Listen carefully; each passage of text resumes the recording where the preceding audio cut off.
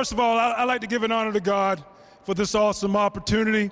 I'd like to thank the Walter Camp Foundation, my lovely wife sitting here, and you lovely students. You guys are beautiful. You guys are beautiful. You need to hear that. You don't hear it enough, okay? And let me tell you something, young people. I respect you. I respect you. I want you to know that, because it's hard being a teenager today, okay? It's hard being a teenager today, all right? You guys are living in a time right now where you have access to anything you want at the press of a button. And let me tell you something, everything is not good for you out there. You guys can get into anything you want, negative, but I admire you to walk the narrow path and to stay focused and to put your mind and set your mind on those books and get your education. You understand? So I want you to know that I respect you. First of all, can I be honest with you? Let me be straightforward with you. Y'all young people, y'all know everything. Y'all know a phony when y'all see one, right?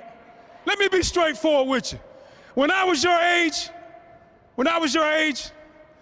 I wasn't that interested in school. You know what I was interested in? Sports. Sports. And them lovely ladies. That's what I was interested in. I gotta be honest with you, okay? But you know what? Here's the thing. I was the 4 letterman athlete in high school. And in order for me to play those sports, guess what I had to do? Talk to me. I had to make the grades. You could not come to my parents' house with a D or an F and think you're gonna get out there and run the football. It wasn't gonna happen. That's right. It wasn't gonna happen. And if you came with a D or an F, my mom and dad put that wood to you. Y'all don't know nothing about that, do you? Huh? My mom and dad put that wood to you. I got a mother right now, she'll still go upside my head. That's right.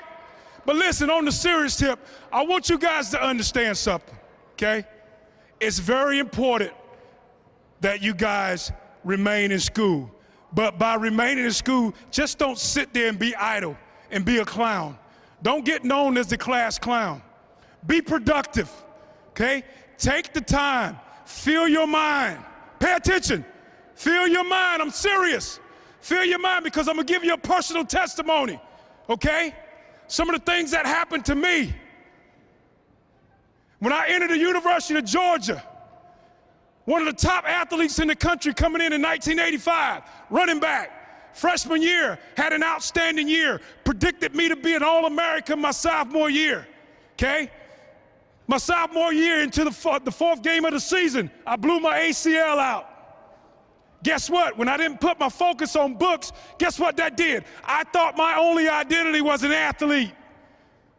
Guess what that did? It shied me away from the classroom. When I blew my knee out, I thought it was done. Guess what happened? I stopped going to class. When you stop going to class, what happens? You fail. You fail. I stopped going to class. Mind you now, I'm at the University of Georgia. Big time football program.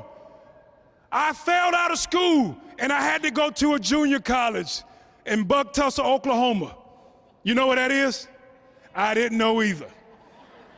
But guess what? When my back was up against the wall, I did what I had to do. And the only way that I was able to re-enter the University of Georgia was get my GPA back up and come back in 2 semesters. Guess what I did? I buckled down, went out to this junior college in Miami, Oklahoma, got a 3.2 grade point average, and I re-entered the University of Georgia, and the rest of it is history, okay? So let me tell you guys something. Don't say that you can't, because you can. You are nothing without an education. If you want a job at McDonald's, guess what? You're gonna have to have an education. It takes something to push those buttons. It takes something to dip those fries. It takes something to make that Big Mac. You understand what I'm saying? Get your education. You guys right now are at the crossroads and you're setting the path and the tone for your life. okay?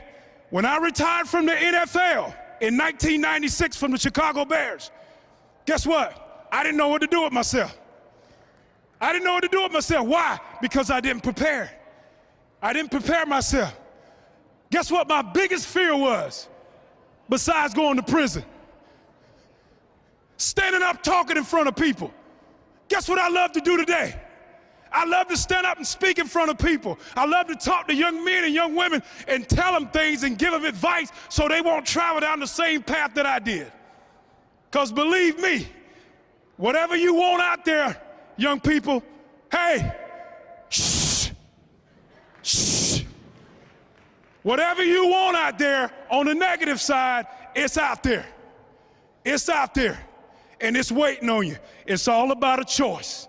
Choices and consequences, okay? It's up to you what you want to do, okay?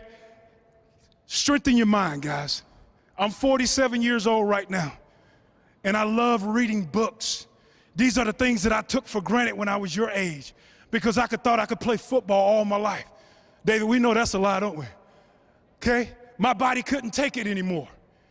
But see, I strengthened my mind now. You understand what I'm saying? I study now. And I'm doing something that the good Lord put in me that I was afraid of for so many years.